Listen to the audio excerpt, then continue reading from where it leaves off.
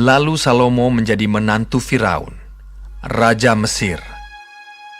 Ia mengambil anak Firaun dan membawanya ke kota Daud, sampai ia selesai mendirikan istananya dan rumah Tuhan dan tembok sekeliling Yerusalem.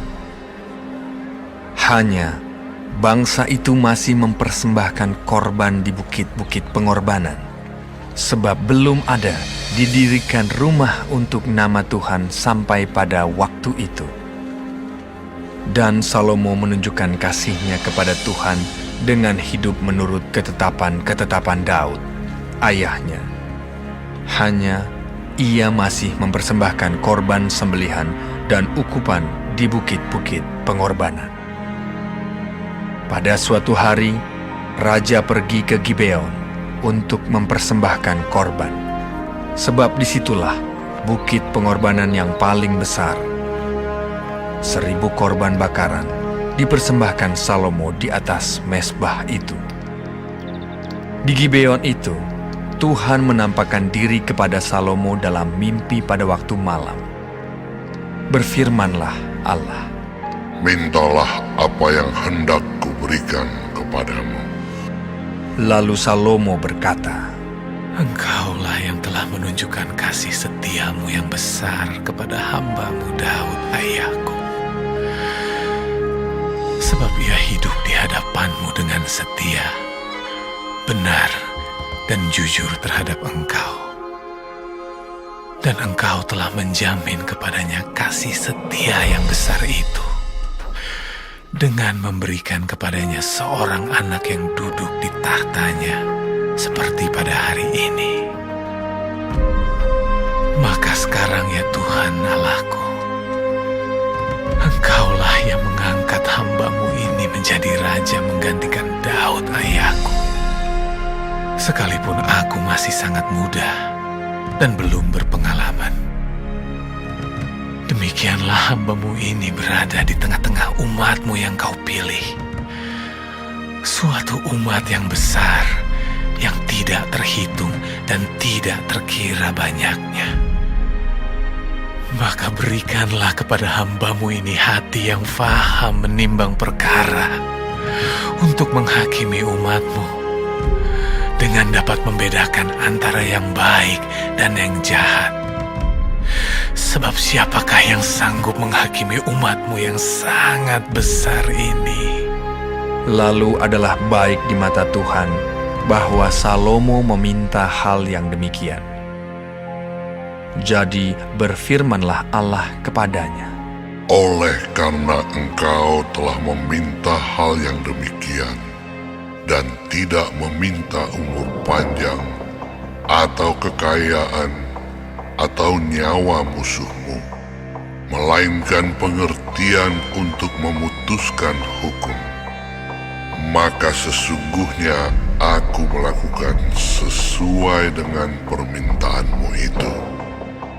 Sesungguhnya aku memberikan kepadamu hati yang penuh hikmat dan pengertian, sehingga sebelum engkau tidak ada seorang pun seperti engkau, dan sesudah engkau takkan bangkit seorang pun seperti engkau. Dan juga apa yang tidak kau minta, aku berikan kepadamu, baik kekayaan maupun kemuliaan, sehingga sepanjang umurmu takkan ada seorang pun seperti engkau di antara raja-raja. Dan jika engkau hidup menurut jalan yang kutunjukkan dan tetap mengikuti segala ketetapan dan perintahku, sama seperti ayahmu Daud, maka aku akan memperpanjang umurmu. Lalu terjagalah Salomo. Ternyata ia bermimpi. Sekembalinya ke Yerusalem, berdirilah ia di hadapan tabut perjanjian Tuhan. Dipersembahkannya korban-korban bakaran dan korban-korban keselamatan. Kemudian ia mengadakan perjamuan bagi semua pegawai. Pada waktu itu, Masuklah 2 orang perempuan sundal menghadap raja. Lalu mereka berdiri di depannya.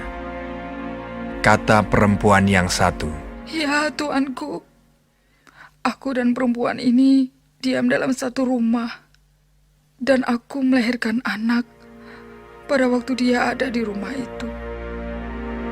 Kemudian pada hari ketiga sesudah aku, perempuan ini pun melahirkan anak. Kami sendirian. Tidak ada orang luar bersama-sama kami dalam rumah.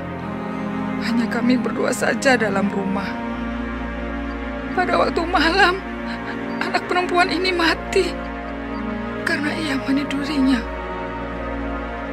Pada waktu tengah malam ia bangun, lalu mengambil anakku dari sampingku. Sementara hambamu ini tidur, dibaringkannya anakku itu di pangkuannya. Sedang anaknya yang mati itu dibaringkannya di pangkuanku. Ketika aku bangun pada waktu pagi untuk menyusui anakku, tampaklah anak itu sudah mati. Tetapi ketika aku mengamat-amati dia pada waktu pagi itu, tampaklah bukan dia anak yang kulahirkan. kata perempuan yang lain itu. Bukan, anakku lah yang hidup dan anakku lah yang mati. Tetapi perempuan yang pertama berkata pula, Bukan, anakmu lah yang mati dan anakku lah yang hidup. Begitulah mereka bertengkar di depan raja.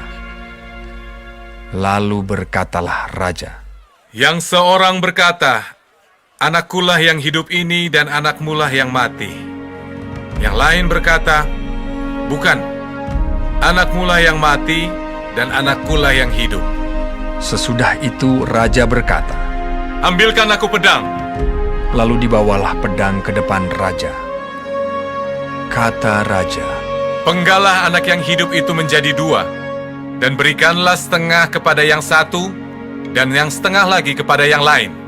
maka kata perempuan yang empunya anak yang hidup itu kepada raja, sebab timbullah belas kasihannya terhadap anaknya itu, katanya, Ya tuanku, berikanlah kepadanya bayi yang hidup itu. Jangan sekali-kali membunuh dia. Tetapi yang lain itu berkata, Supaya jangan untukku ataupun untukmu. Penggalah. tetapi raja menjawab, katanya, Berikanlah kepadanya bayi yang hidup itu. Jangan sekali-sekali membunuh dia. Dia itulah ibunya. ketika seluruh orang Israel mendengar keputusan hukum yang diberikan raja, maka takutlah mereka kepada raja, sebab mereka melihat bahwa hikmat daripada Allah ada dalam hatinya untuk melakukan keadilan.